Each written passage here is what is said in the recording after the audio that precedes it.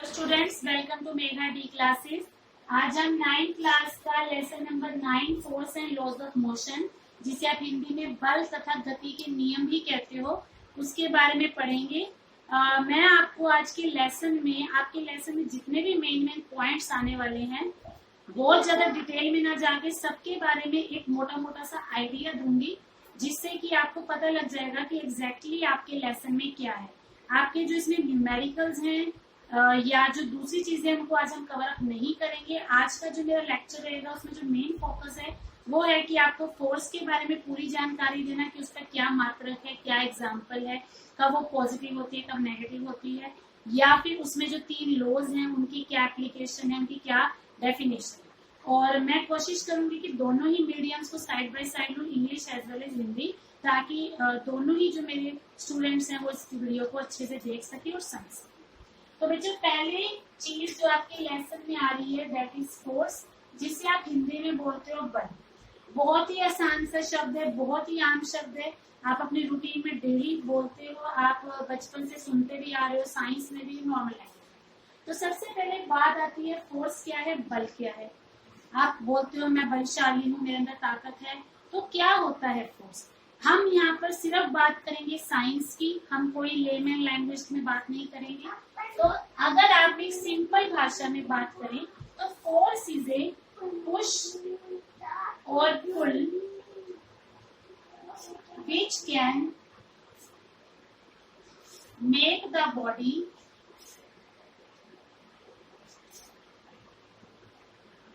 move। हमने एक सिंपल सी डेफिनेशन दे दी कि फोर्स का मतलब क्या है। पुश, पुश होता है किसी चीज को धक्का लगाना, और पुल का मतलब होता है किसी चीज को खींचना। कि जब आप किसी भी चीज पे धक्का लगाते हो या किसी भी चीज को जब आप खींचते हो, तो धक्का देना या खींचना जिसके कारण वस्तु अपने स्थान से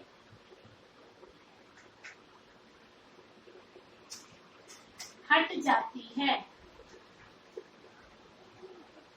ठीक है, बहुत ही सिंपल सी डेफिनेशन दी है कि जब भी आप किसी चीज को धक्का लगाते हो या उसे खींचते हो, और दोनों चीजों में आपका मकसद है उसे उसकी जगह से हटाना, तो उसको आप बोलते हो बल। या इंग्लिश में कहें पुश और pull which can make the body move, जिसकी वजह से आपकी बॉडी मूव करने लग जाए, तो दैट इज अ फोर्स। अब क्योंकि आप देख सकते हो कि यहाँ पर फोर्स जो है एफ से शुरू हुआ है, तो इसका जो सिंबल है वो है एफ। चाहे आप इंग्लिश में बात करो, हिंदी में सिंबल आप एफ ही लोगे। और फोर्स के बारे में हमें जितनी भी जानकारी है वो न्यूटन ने दी थी, तो इसलिए इसका जो मात्रक है वो न्यूटन है, जिसको आप कैपिटल एन से दर्शाते हो। ठीक है, अब आती है बात इसके सूत्र की। सूत्र हमें जो इसका फॉर्मूला जो है वो हम सेकेंड लॉ में डिराइव करेंगे, that is F is equal to M A. For the time आप सिर्फ फॉर्मूले को याद रख लो। फोर्स का फॉर्मूला होता है एम इंटू ए।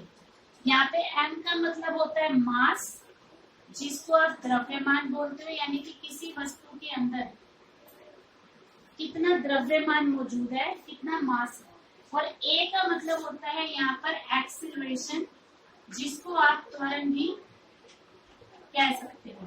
तो अगर आप किसी भी वस्तु के द्रव्यमान को उसके त्वरण के साथ गुना कर दो, means if you multiply mass with acceleration, तो आपको फोर्स की वैल्यू मिल जाती है। और जो वैल्यू आती है वो आपकी न्यूटन में आती है। तो आप ये कह सकते हो कि फोर्स का जो ऐसा यूनिट है, मात्रक है, दैट इज न्यूटन, क्योंकि जितनी भी खोज है वो सारी न्यूटन की। अब इसके बाद बात आती है कि जो ये फोर्स है ये कितने प्रकार की है। तो मुख्य तौर पर हम 2 फोर्स मानते हैं।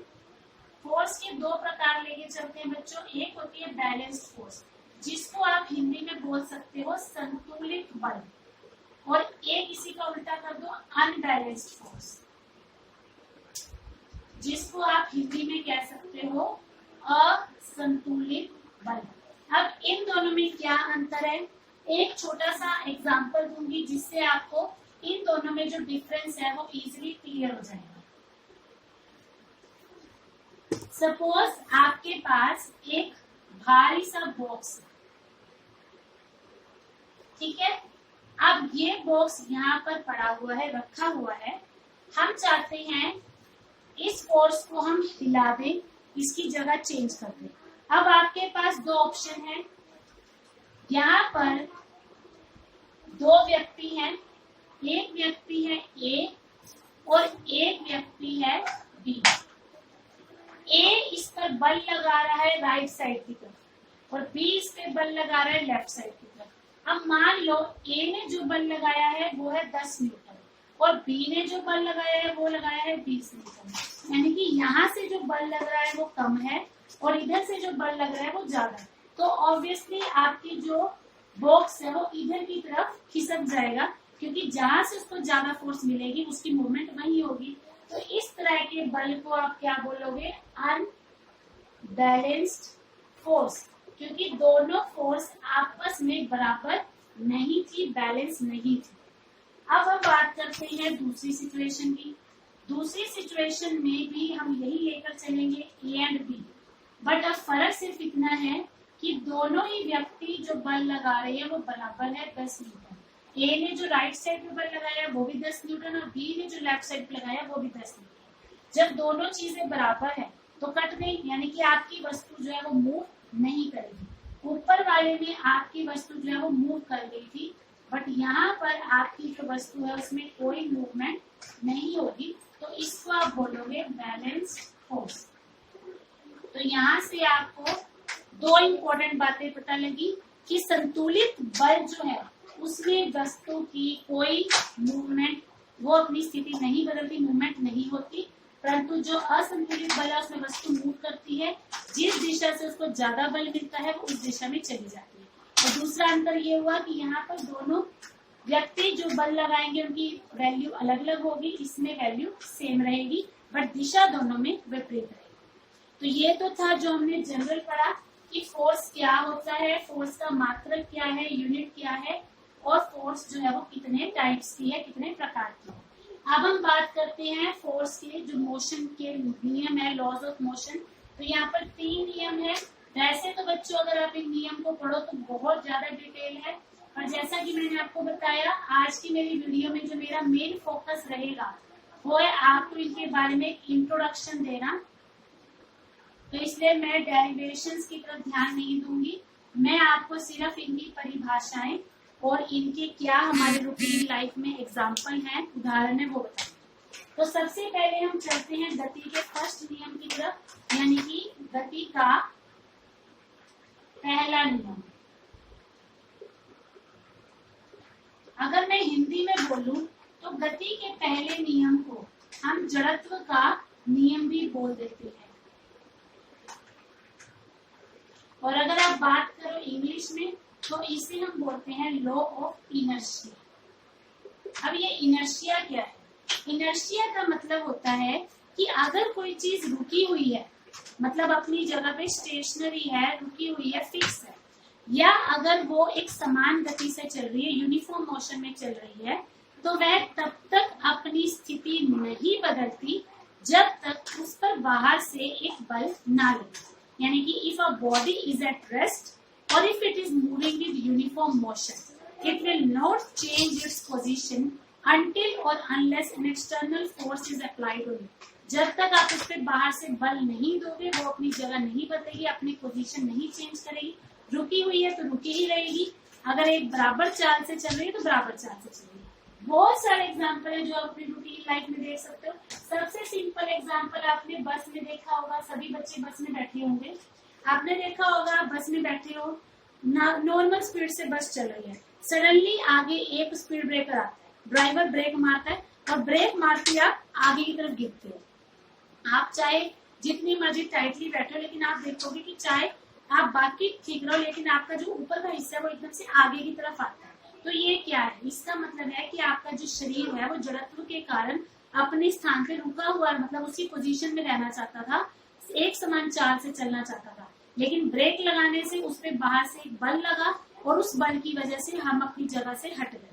तो ये एग्जांपल था आपका फर्स्ट लॉ का। ऐसी एक और सिचुएशन है, अगर मान लो बस रुकी हुई है और एकदम से ड्राइवर गियर लगा के बस चला दे, तो आपको झटका लगता है, पीछे की तरफ जाते हो। अगेन वही चीज है, आपका शरीर जो है वो रेस्ट पे था, वो रुका हुआ था, लेकिन बल लगने की वजह से वो पीछे की तरफ गया, यानी कि उसके अंदर बल लगने की वजह से थोड़ा सा पोजीशन में बदलाव आ गया। इसी तरीके से आपने देखा होगा दरी है, दरी से मिट्टी झाड़ते हैं, उस पर डंडे मारते हैं। क्यों मारते हैं? क्योंकि जो मिट्टी है वो बैठी हुई है। जब आप उस पर डंडा लगा रहे हो, यानी कि आप उसको बल दे रहे हो, तो वो जो मिट्टी है वो अपनी जगह पे रहेगी, लेकिन दरी वहां से हट गई, तो उसकी वजह से क्या होगा, जो मिट्टी है वो दरी से अलग हो जाएगी। इसी तरीके से पेड़ है, पेड़ पे आम लगे हुए हैं, आप जोर जोर से पेड़ को हिलाते हो, आम अपनी जगह पे स्थिर थे, लेकिन पेड़ के हिलने की वजह से उसको एक बल मिला, जिसके कारण वो गिर जाएंगे। इसी तरीके से बहुत सारे उदाहरण है बच्चों जो आप अपने आसपास देख सकते हो। गाड़ी के ऊपर आपने सामान रखा हुआ है, जैसे ही ब्रेक मारते हो वो सामान आके कई बार गिर जाता है। सो ये भी आपका फर्स्ट लॉ का एग्जांपल है। और भी आप अपने आसपास देखो तो आपको अनगिनत उदाहरण देखने को मिल जाए। इसके बाद बात आती है सेकंड लॉ की। सेकंड लॉ जो है उसको हम ऐसे बोल सकते हैं, rate of change of momentum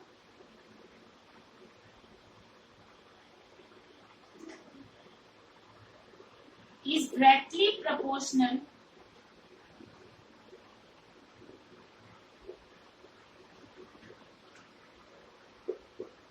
to force applied.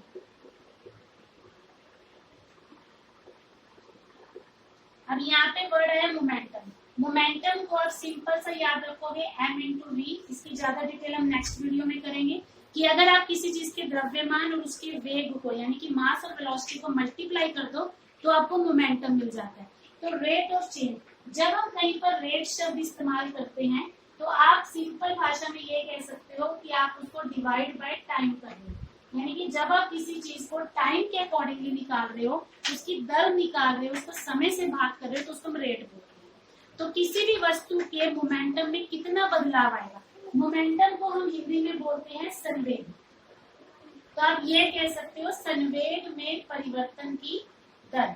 तो किसी भी वस्तु के संवेग में, मोमेंटम में कितना परिवर्तन आएगा, कितना चेंज आएगा, उसका जो रेट है, उसकी जो दर है, मतलब टाइम के हिसाब से वो डिपेंड करता है फोर्स पे, यानी कि कितना ज्यादा आपने बल लगाया उतना ही उसका संवेग बदलेगा। सिंपल सी बात है, m इंटू वी। मैंने आपको बोला कोई वस्तु है 5 किलो की और मान लो वो 10 मीटर प्रति सेकंड की स्पीड से चल रही है, तो आप दोनों को मल्टीप्लाई करो तो उसका जो संवेग है वो आ गया 50 kg मीटर पर सेकंड। अब अगर आप इसके ऊपर बल लगाओगे तो बल लगाने से उसके द्रव्यमान पे तो कोई फर्क नहीं आएगा, बट उसका जो वेग है वो 20, 25 कुछ भी हो जाएगा। तो 5 इंटू 25 करोगे तो उसका संवेग हो जाएगा 125। इसका मतलब बल लगाने से आपने उसके संवेग को बदल दिया, और जितना ज्यादा आप बल लगाओगे उतना ही उस क्रिया को होने में समय कम लगेगा। तो यहाँ पर आपको जो बात याद रखनी है वो ये है, force is inversely proportional to time. अगर आप किसी चीज पे ज्यादा बल लगाते हो तो उसको समय कम लगता है, और अगर आप किसी चीज पे कम बल लगाते हो तो उसको समय ज्यादा लगता है। इसका एग्जाम्पल है बच्चों कराटे। कराटे में आपने देखा होगा जो कराटे का खिलाड़ी है वो बहुत सारी ईंटें लाइन में लगा के उसको एक झटके में तोड़ देता है, लेकिन अगर उसको आराम से तोड़े तो वो नहीं टूटेगा। तो जब उसने एक झटके में मारा, उसने समय कम लिया लेकिन बल तेज लगाया। तो जहाँ पर बल ज्यादा होगा वहाँ समय कम लगेगा, और अगर आप समय ज्यादा करोगे तो वहाँ पे बल कम हो जाएगा। इसी तरीके से आपने देखा होगा लॉन्ग जंप, हाई जंप, यानी कि लंबी कूद में जब कोई खिलाड़ी भाग के आता है तो उसके आगे गद्दा रखा होता है, वो उस पर जंप करता है। अगर वहाँ पे गद्दे की जगह फ्लोर हो, सड़क हो या फर्श हो तो उसको चोट लग जाएगी, बट गद्दे में आपको पता है स्प्रिंग है, तो जब वो उस पर गिरता है वो धीरे धीरे स्प्रिंग दबते हैं, जिसके कारण टाइम बढ़ जाता है, और टाइम बढ़ने की वजह से उस पर फोर्स कम लगती है, उसको चोट नहीं लगती। अगर वहाँ पे कोई कठोर चीज होती तो ऑब्वियसली उसको समय न लगता, समय कम लगता तो उसके ऊपर बल ज्यादा लगता और उसको चोट भी ज्यादा लगती। तो ये सारे एग्जाम्पल जो है ये सेकंड लॉ यानी कि दूसरे नियम के हैं। अब हम बात करते हैं थर्ड नियम की। जो थर्ड नियम है इसको आप एक्शन रिएक्शन भी बोल सकते हो, या हिंदी में कहें तो क्रिया प्रतिक्रिया। इसका मतलब है कि जब पहली वस्तु दूसरी वस्तु पे बल लगाएगी तो दूसरी वस्तु भी पहली वस्तु पर बल लगाएगी, बट दोनों बलों की जो दिशा है वो विपरीत होगी। अगर पहली वस्तु ने दूसरी वस्तु पे जो बल लगाया वो राइट साइड में लगाया तो उसी समय उतना ही बल दूसरी वस्तु भी पहली वस्तु पे लगाएगी, पर वो लेफ्ट दिशा में लगाएगी। इसका एग्जाम्पल है बच्चों गन। यानी कि बंदूक। आपने देखा होगा कि जब बंदूक में से गोली निकलती है, आप बंदूक को ऐसे दबाते हो और गोली आगे जाती है, लेकिन जो झटका है वो आपको पीछे की तरफ लगता है। मतलब गोली आगे गई तो उसकी जो दिशा थी वो आगे थी, लेकिन जो झटका लगा वो पीछे लगा।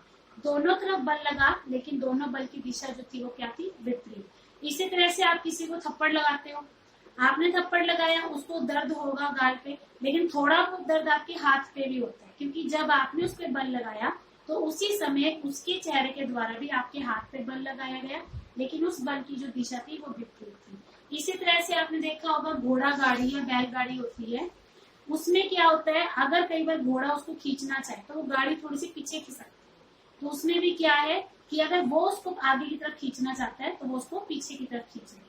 इसी तरह से जब आप चलते हो, आप जब कदम आगे रखते हो तो आप धरती को पीछे की तरफ धकेल रहे हो, लेकिन धरती आपको आगे की तरफ धकेलती है। इसी तरह से जब आप उल्टे चलते हो तो आप धरती को आगे की तरफ ले जा रहे हो, पर वो आपको पीछे की तरफ ले जा रहे हो। तो ये सारे उदाहरण जो है बेटा गति के तीसरे नियम के। तो ये तीनों उदाहरण आप अपनी डेली लाइफ में बहुत सारी जगह देख सकते हो, और आपने आज कोशिश करनी है कि आप मैक्सिमम टू मैक्सिमम एग्जाम्पल्स इसके फाइंड आउट करने की कोशिश करें।